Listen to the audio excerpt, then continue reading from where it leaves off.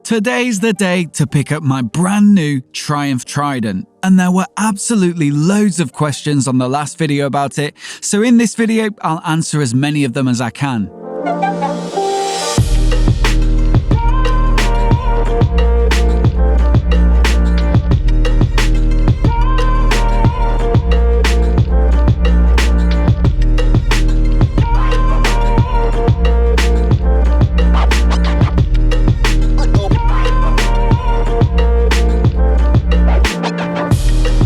I just had to show you this. Premier Helmets offered to send me a helmet to review. They're an Italian brand, really nicely made. I had to go for this one because it's pretty much the same matte grey finish as some of the components on the Trident. Now, I'm not a massive advocate of having all your gear matching your bike, but there's just a few subtle pops of this kind of like matte silver on the radiator guard, the front mud guard, and the sort of pan underneath the seat. And I think just the retro style of this lid, the colour, everything about it just suits the bike perfectly. It's just made for the Trident. Anyway, Fowlers sell them here, so if you're interested, link in the description. But I'm going to take the bike for a spin now.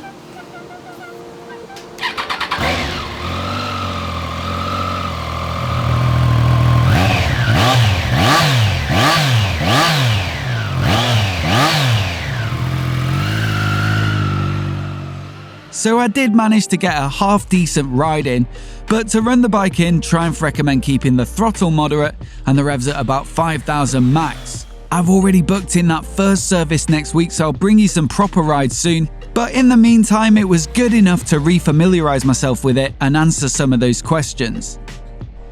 So the most common question I get asked about any bike I review is either I'm super tall, will I feel cramped on it, or I'm a shorter rider, will I be able to get both feet down? Now, the seat height on this is 805mm, so neither super low like a bobber or a street twin, but it's not as tall as something like a street triple where it pitches up a bit at the back with the more sporty riding position. Bad news for shorter riders is that there's no low seat option, there's no lowering kit, so you're kind of stuck with what you've got here. But on the flip side, it does narrow quite a lot to the front of the saddle, and it's a narrow bike in the waist anyway, so in terms of getting both feet down, it gives you a decent chance even if you're not super tall.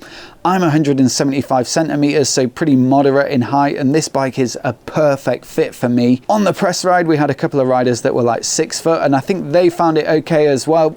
If you're getting taller than that, then definitely go and sit on one at a dealer, and I'd certainly recommend for taller riders taking it for a decent extended test ride, because those slight hunches and angles in your limbs can get really uncomfortable over time, so you want to be doing decent mileage to know if you'll get on with it. That brings me on to the second question that came up, which was, is it a good everyday bike and is it a good distance bike? And I think those are slightly different things, aren't they? I don't think I'd choose it for proper distance riding like touring. There's no windscreen, there's not really any substantial luggage options for it. The ride is a little bit firm, so it's probably not your first choice for, you know, doing Land's End to John O'Groats or something like that. I'm sure you could do light weekend touring on it, but as a big distance bike, I'd probably go for something like a Tiger. But I think that's different to an everyday bike, something that you're going to commute on, maybe up to an hour each way through the city a bit, or on some motorway or some B roads.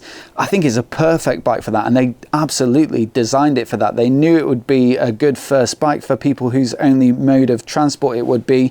But at the same time, it's a good second bike as well. If you've got something a bit expensive that you keep for the weekends, this would be a great choice. You know, it's definitely practical in that it's got a nice upright riding position.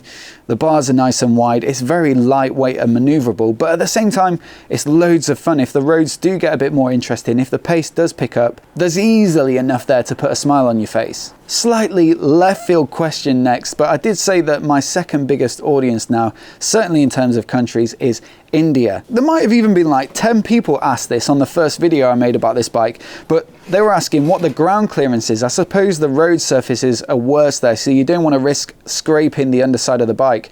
Now, I can't really measure it because I can't sit on the bike and get it to sag and then measure what the clearance is, but it's not going to be a lot. It's going to be similar to something like a street triple. You can see just how low the exhaust is there. It really is bulky underneath, and the sump looks pretty low as well. I think if you're looking for a Triumph, you want a triple, you want to get something that's at the more affordable end of the range, then I'd be looking at the Tiger 850 Sport. It'll be nearly as much fun as this on the road, and then it'll have so much more capability capability when it comes to rougher surfaces. Another practical question is whether there's storage under the seat or whether there's a built-in helmet lock or something like that. Look, they've designed it to have a stubby, short tail section to give it that look, and as such there's not a lot of space under there. It's all electronics crammed in, and really you want to be looking at something like the tank bag accessory, which locks onto a fuel cap bracket, or there's a tail pack as well. If you need to carry anything decent, then I would be looking at one of those options, and no, there's no kind of integrated helmet lock either. Now of course I had loads of questions about how this bike, the Trident, compares to others. So the Street Twin, which I also own, the Street Triple, which is essentially this bike's bigger sibling, and then there's all the competitions, so the MT-07, CB650R, Z650, SV650. I'm sure there's others as well.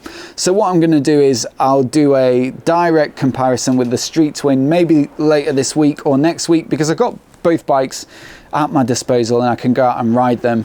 Unfortunately, in terms of going and borrowing other bikes to make head-to-head comparisons, we've still got lockdown at the moment and they're not doing demos, so I'll have to wait till I think mid-April, and then I'll definitely be comparing it to the Street Triple, and I'll start with the MT-07. Let me know what other bikes you want to see it go up against down in the comments. Quite a few of the press bikes have been going out now, so you'll start seeing reviews that aren't from the press launch in Tenerife popping up over the last week or two.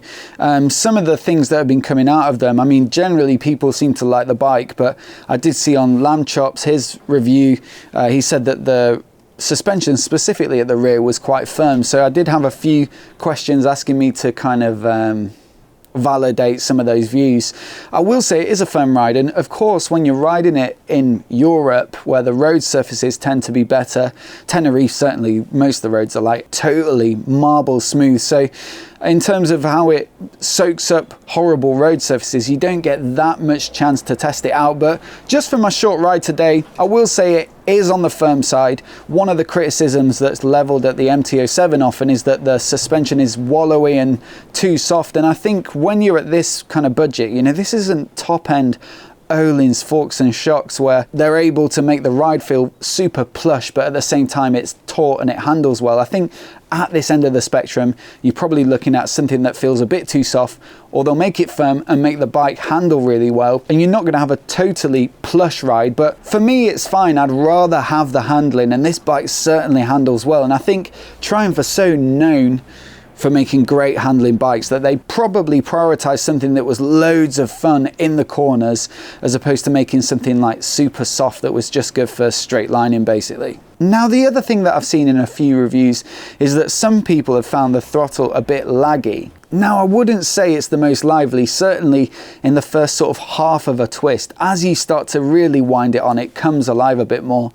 But I think that's probably by design. They've tried to make a good commuter bike, a good all-rounder, and also something that's good for novices as well. So why would it be super aggressive in the first part of the throttle travel? That would just be the opposite of making something practical and good for new riders. It's super easy to ride in slow moving traffic, and there's absolutely no choppiness on and off the throttle. Even the Street Twin suffers from that, and I fitted a booster plug to try and lessen the effects of it. But this, it just feels totally smooth, and it makes for a really easy bike to live with. A couple of people asked which accessories I've had fitted. So I've got the quick shifter, heated grips, Bluetooth module so I can test out the dash, a USB charger under the saddle, and then you'll note I've got some bar end mirrors, but these aren't the Trident ones. Thanks to Tom Brock Daniels on Instagram, he suggested putting on, these are basically the Street Cup or Speed Twin or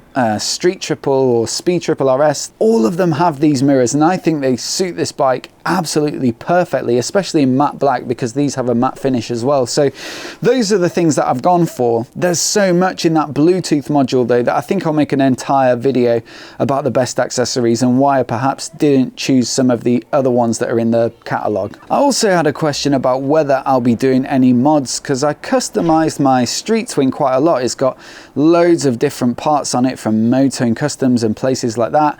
And also I had a paint job done on it as well. I think for this one though, I don't know, it's a bit of a money pit doing that kind of thing. Unless I get sent some exceptional parts, I'm probably going to keep it to a minimum. I would like an adjustable clutch lever. It doesn't come with that. And maybe some black levers would look a bit smarter as well. I've been thinking about getting these heel guards powder coated so it looks a bit more stealthy as well. Again, Tom that I just mentioned, he's done that on his bike. One visual feature that I'm not mad about is these radiator covers. They just look a bit bigger than I'd like, and probably just some black slim finishes would look pretty good in my book. So if anything like that comes to market, I might get some of those. And of course, I'd love to hear how it sounds with an aftermarket exhaust. I think it'd really liven it up. But the problem with that is that the whole system is like one piece. You can't just fit a slip-on, and there's no official Triumph accessory. So I'm gonna have to wait for someone to make a full system. And even then, you know, these Euro 5 exhausts, they're so bulky and restrictive that if you fit something freer flowing, you're almost certainly gonna have to get it remapped, and then you're looking at voiding your warranty. So I'll have a good think about whether I want to do that. But yeah, I'll probably keep the mods fairly minimal and tasteful, I think. I hope that's covered off some of the basics about this bike. Of course, there are many more videos to come, so if there's anything I've missed, then do let me know in the comments below. And if you're new here and you want to see more videos about this bike as soon as they go live, then please do hit subscribe, and I'll catch you next time.